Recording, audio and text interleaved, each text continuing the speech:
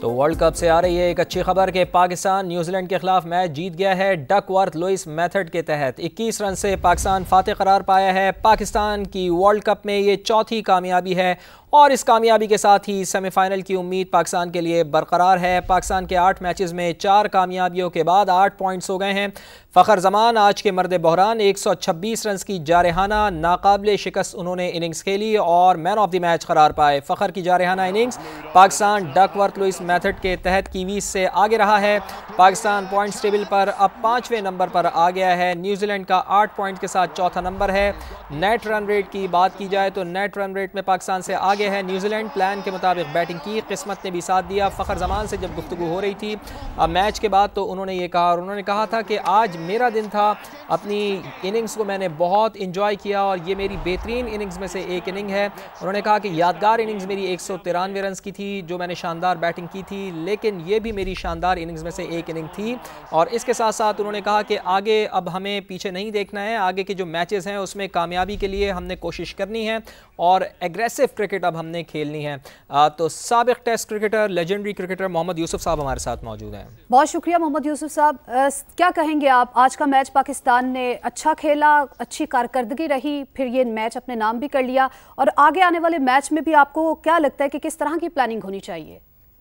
बिस्मिल्लाहिर्रहमानिर्रहीम में आज बड़ा अच्छा मैच जीत गए हम लोग, लेकिन सर मेरा ख्याल है कि जो 35 ओवर वाला था वो नहीं कर सके क्योंकि टारगेट बहुत ज्यादा था और विकेट भी अच्छा था। लेकिन जो फ़खर जमान ने इनिंग खेली है, टॉप क्लास इनिंग खेली है, उसने मैच को एक साइड पे ही कर दिया। वैसे ही प्लेयर है, जब भी वो चलेगा वो मैच को एक साइड पे कर देगा। बाबर भी अच्छा खेला उसके साथ, लेकिन मैं इधर बॉलर्स में मोहम्मद वसीम ने बहुत जबरदस्त बॉलिंग की। इस विकेट पे 3 आउट करने 60-62 रन दे के मैं समझता हूँ कि ये टॉप क्लास बॉलिंग है और पूरी टीम ने, ये टीम एफर्ट होती है जब इंसान जीतता है।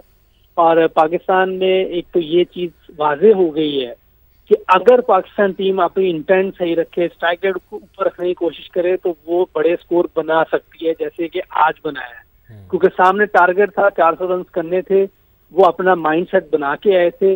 अगर हम हर मैच में पहली इनिंग भी हो तो अगर हम इसी माइंडसेट से आए तो हम 350 रन किसी भी टीम के खिलाफ लगा सकते हैं। ये एक चीज वाजे तौर पे मेरा ख्याल है कि पूरे पाकिस्तान के क्रिकेट हल्के में भी और पाकिस्तान की सारी अवाम के सामने भी आ गया होगा कि हमें 350 रन करने वाली टीम है, लेकिन सिर्फ हमारा इंटेंट और जो है स्ट्राइक रेट वो नीचे होता है जिसकी वजह से हम 280-90 करते हैं।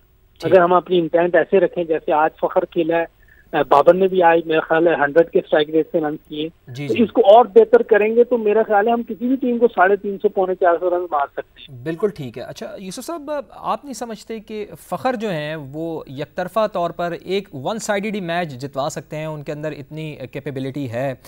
आप बांग्लादेश की अगर बात की जाए तो उन्होंने 80 से ज़ायद रन बनाए, आज भी 126 रन उन्होंने बनाए।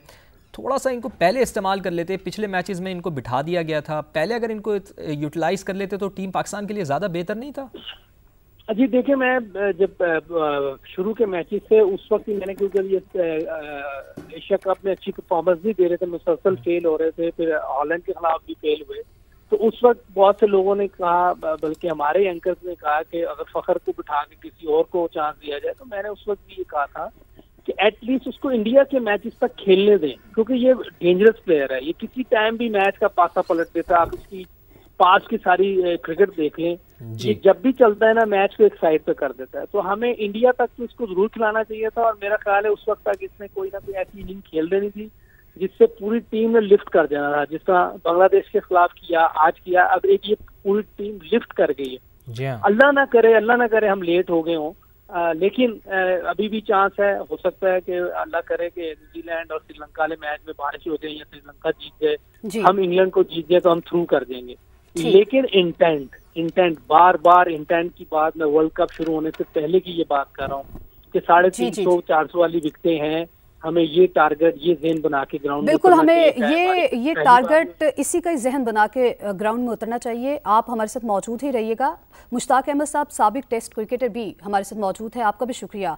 मुश्ताक साहब, अभी तक जो भी चीज़ें हमने देखी, जो भी लैक्स देखे, उसको एक साइड पे रखे। आज का मैच बहुत अच्छा रहा, फ़खर जमान जो है उन्होंने बहुत अच्छा खेला, बड़ी अच्छी कारकर्दगी दिखाई। आपको लगता है कि अगर इसी माइंडसेट के साथ खेलेंगे तो सेमीफाइनल में भी जगह बनाएंगे? बिस्मिल्लाहिर्रहमानिर्रहीम। बिल्कुल आज बड़ी पॉजिटिव चीजें नजर आई और ये आज के मैच की लिए नहीं है, ये आने वाले वक्तों में जो मॉडर्न क्रिकेट की हम बात करते हैं, मॉडर्न क्रिकेट का मतलब ही ये है कि आपने किस तरह का इंटेंट दिखाना, और फखर जमान उसके लिए बेहतरीन एग्जाम्पल है।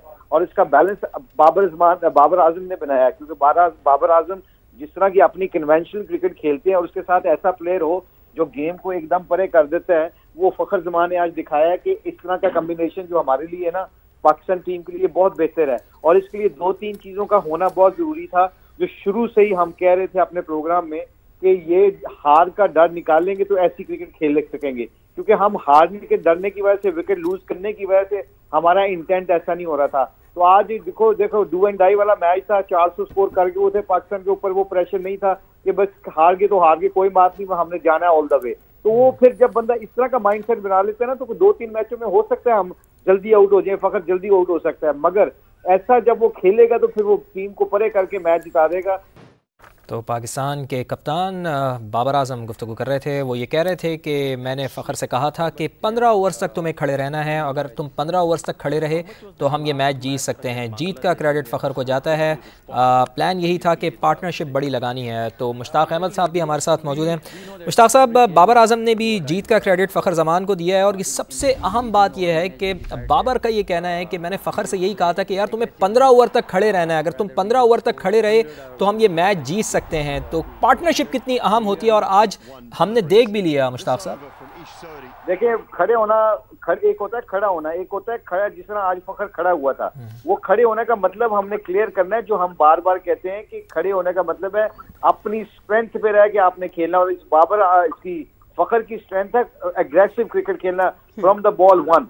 आई थिंक क्योंकि पहले 10 ओवरों में फील्डर जो होते हैं वो सारे तकरीबन 2 फील्डर बाहर होते हैं, तो उसको यूटिलाइज करना है। तो ये बहुत इंपॉर्टेंट चीज है पाकिस्तान आने वाले मैचों के लिए और आने वाली टाइम के लिए, कि जिस तरह फखर ने इंटेंट शो किया, कई दफा ये 2-3 मैचों में आउट होगा, मगर ये अगर हमने इसी तरह क्रिकेट खेलना शुरू कर दी और हमारे मिडिल ऑर्डर भी चल गए तो हम किसी भी टीम को हराने के केपेबल हैं। तो आज पूरा क्रेडिट देना चाहिए फखर जमान को। जैसे मैंने कहा कि कोई डर नहीं था हारने का, जीतने का, आउट होने का। तो जब बंदा ये फेयरलेस क्रिकेट खेलता है ना, तो फिर ऐसे रिजल्ट निकलते हैं। फिर आप जितनी मर्जी बॉलिंग अच्छी हो तो फिर आप उसके चांस लेते हैं, और आपको पता है ना, हमेशा लक उसकी फेवर करती है जो दलेरी से खेलता है। बिल्कुल आपने सही कहा कि बाबर का ये कहना है कि मैंने फ़खर से यही कहा था कि यार तुम्हें 15 ओवर तक खड़े रहना है, अगर तुम 15 ओवर तक खड़े रहे तो हम ये मैच जीत सकते हैं। तो पार्टनरशिप कितनी अहम होती है, और आज हमने देख भी लिया। मुश्ताक साहब देखिए, खड़े होना एक होता है खड़ा होना, एक होता है खड़ा, जिस तरह आज फखर खड़ा हुआ था। वो खड़े होने का मतलब हमने क्लियर करना है, जो हम बार बार कहते हैं कि खड़े होने का मतलब है अपनी स्ट्रेंथ पे रह के आपने खेलना। और इसकी फखर की स्ट्रेंथ है एग्रेसिव क्रिकेट खेलना from the ball 1। I think क्योंकि पहले 10 ओवरों में फील्डर जो होते हैं वो सारे तकरीबन 2 फील्डर बाहर होते हैं, तो उसको यूटिलाइज करना है। तो ये बहुत इंपॉर्टेंट चीज है पाकिस्तान आने वाले मैचों के लिए और आने वाली टाइम के लिए, कि जिस तरह फखर ने इंटेंट शो किया, कई दफा ये 2-3 मैचों में आउट होगा, मगर ये अगर हमने इसी तरह क्रिकेट खेलना शुरू कर दी और हमारे मिडिल ऑर्डर भी चल गए तो हम किसी भी टीम को हराने के केपेबल हैं। तो आज पूरा क्रेडिट देना चाहिए फखर जमान को। जैसे मैंने कहा कि कोई डर नहीं था हारने का, जीतने का, आउट होने का। तो जब बंदा ये फेयरलेस क्रिकेट खेलता है ना, तो फिर ऐसे रिजल्ट निकलते हैं। फिर आप जितनी मर्जी बॉलिंग अच्छी हो तो फिर आप उसके चांस लेते हैं, और आपको पता है ना, हमेशा लक उसकी फेवर करती है जो दलेरी से खेलता है। बिल्कुल आपने सही कहा कि